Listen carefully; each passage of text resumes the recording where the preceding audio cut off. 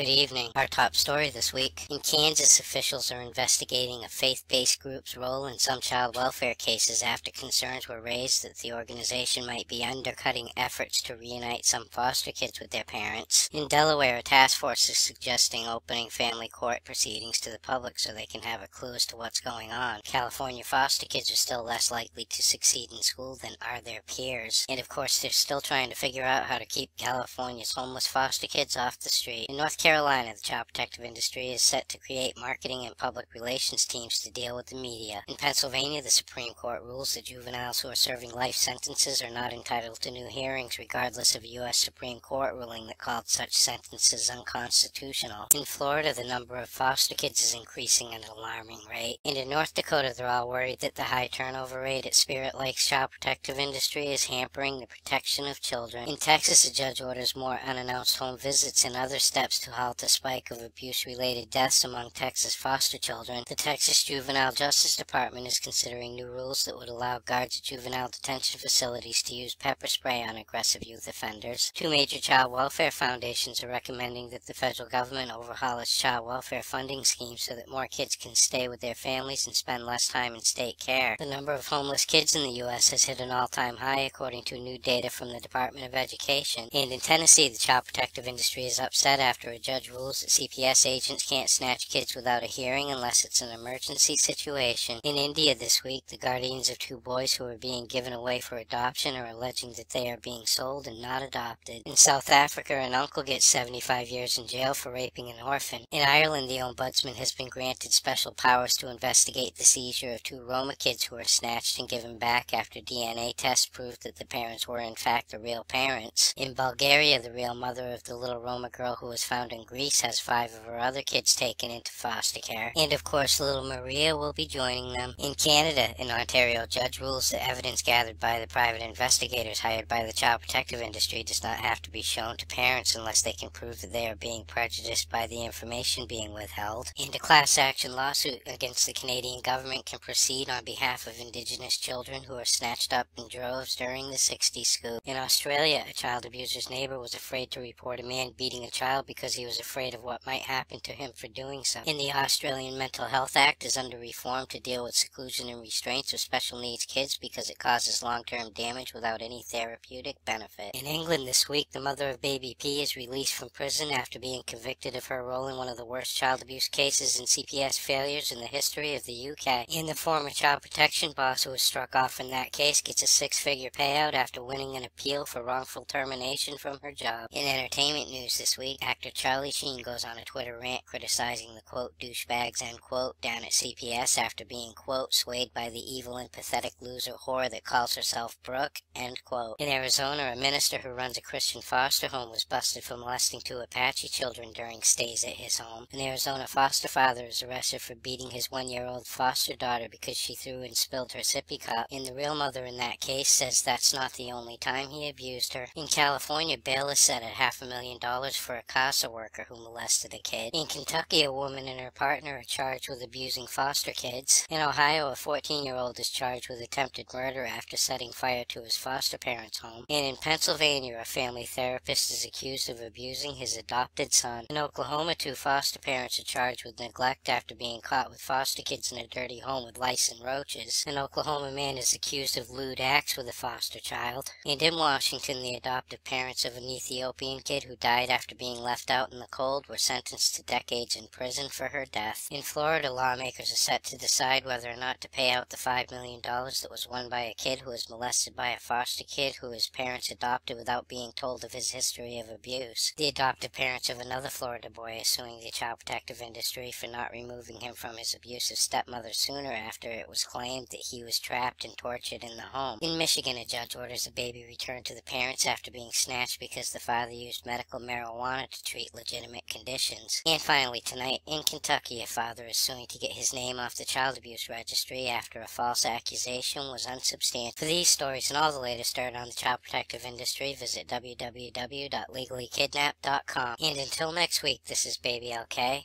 over and out.